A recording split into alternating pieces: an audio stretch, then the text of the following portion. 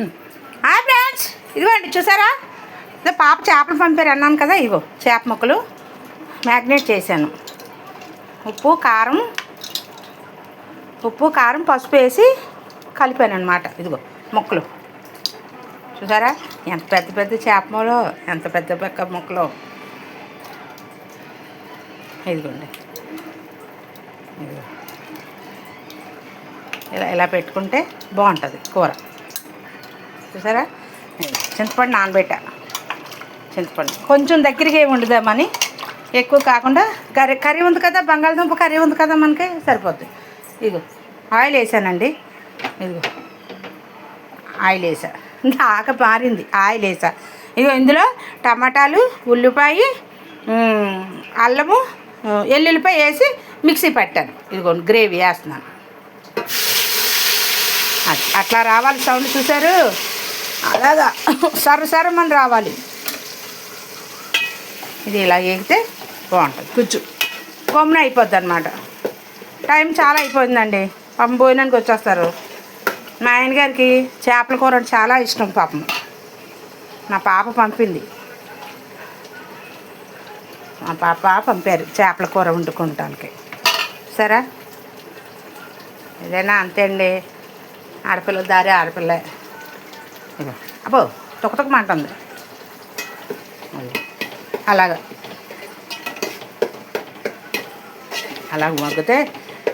వేగితే బాగుంటుంది. అలా వేగాక అప్పుడు దీంట్లోనే మనం ఇప్పుడు చేప ముక్కలు వేసుకుందాం. అంటే గమ్ముని మసాలా అంతా కూడా పట్టించాం కదా. ఇదిగో చేప ముక్కలు అలా వేసుకొని, ఇదిగో అలాగేస్తే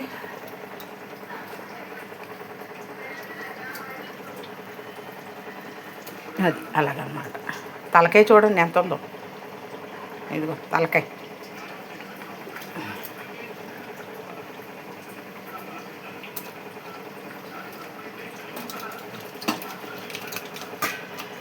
మా ఆయనగారికి సర్ప్రైజ్ ఇవాళ సర్ప్రైజ్.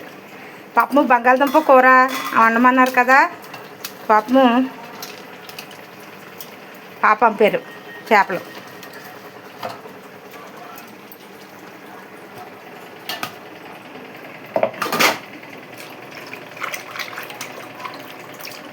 కాసేపు మగ్గుతుంది. ఓకే, మగ్గిద్ది.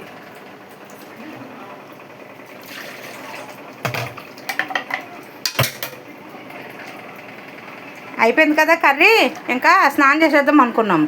ఈ లోపునేమే మళ్ళీ పాప చేప ముక్కలు పంపారు. అదే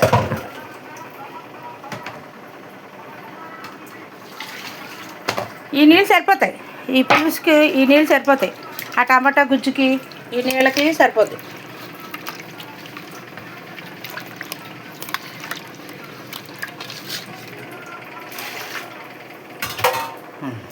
గుజ్జు పిసికేద్దాం.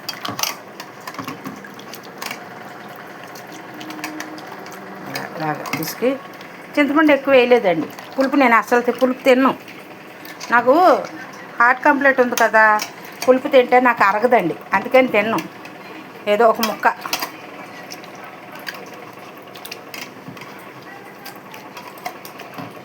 అది అలా పిసుకొని రెడీ చేసుకొని అటు పెట్టుకుంటే ఆ కర్రీ దగ్గరికి అవుతుంది కదా, కాస్త మగ్గుతుంది. ఆ మగ్గాక అప్పుడు ఈ పులుసు పోసుకుంటే కమ్మగా ఉంటుంది. వండుతాం అనుకున్నాను, కొబ్బరికాయ లేదు. కొబ్బరికాయ ఉంటే కేరళ స్టైల్లో మీకు చూపించేదాన్ని. ఈసారి కేరళ స్టైల్లో చూపిస్తాను మీకు. రొయ్యలు కూడా పంపించారు పాప. రేపు రొయ్యలు గోంగూర వండుతా, రేపు చూపిస్తా.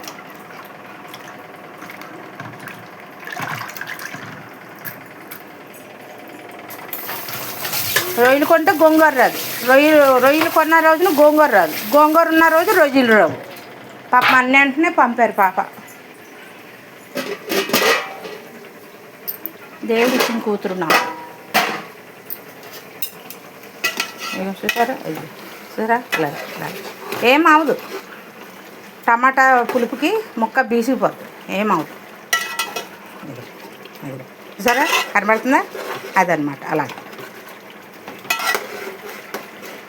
అలా ఎక్కువ కలపకూడదు, కొంచెం అలాగా. ఇప్పుడు పులుసు వేసేద్దాం.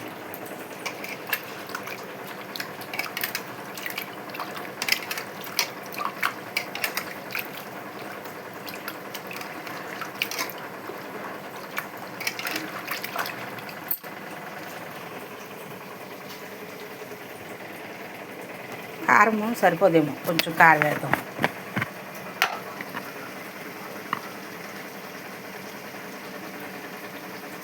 సరిపోదు.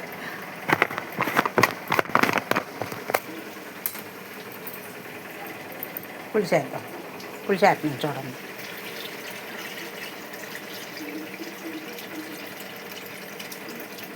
అది కాస్త తిప్పుదాం ఒక్కసారి.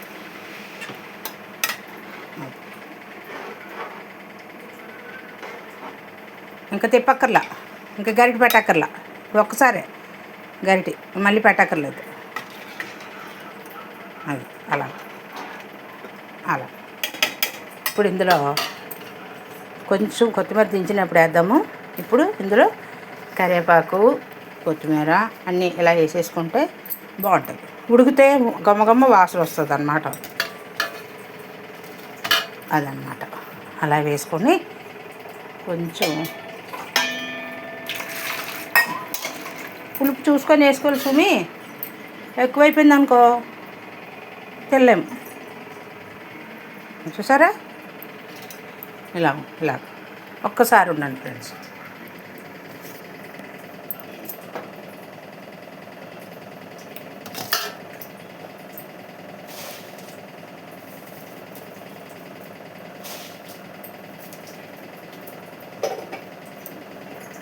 పర్ఫెక్ట్, సరిపోయిందండి. పులుపు అన్నీ సరిపోయింది. ఈ కాస్త పిసికేసి వేసేద్దాం, అప్పుడు బాగుంటుంది. చూసారా? దాకా మారిందండి. ఓయ్ డేషా మారింది, పెద్ద డేషా పెట్టాను. అంటే చేప ముక్కలు పెద్దవి కదా, మళ్ళీ విడిపోకుండా ఉంటాయన్నమాట. అదనమాట. చేపలు క్లీన్ చేసే విధానం కూడా, క్లీన్ చేసినప్పుడు మనము ఓకే సరిపోదు, ఇంకా చాలు. అన్నీ పర్ఫెక్ట్గా సరిపోయినాయి.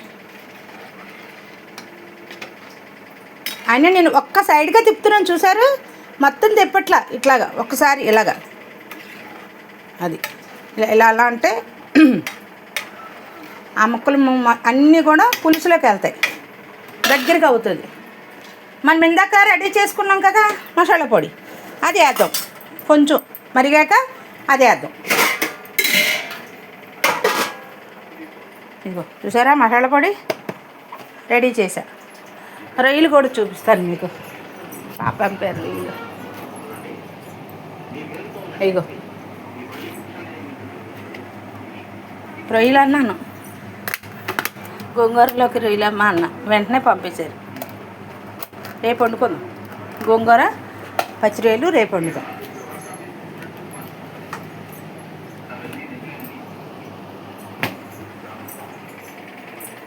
ఇవన్నీ క్లీన్ చేసేసుకుందామండి. కొంచెం కూర ఉడికేటప్పుడు మళ్ళీ పెడతాను మీకు. ఓకే.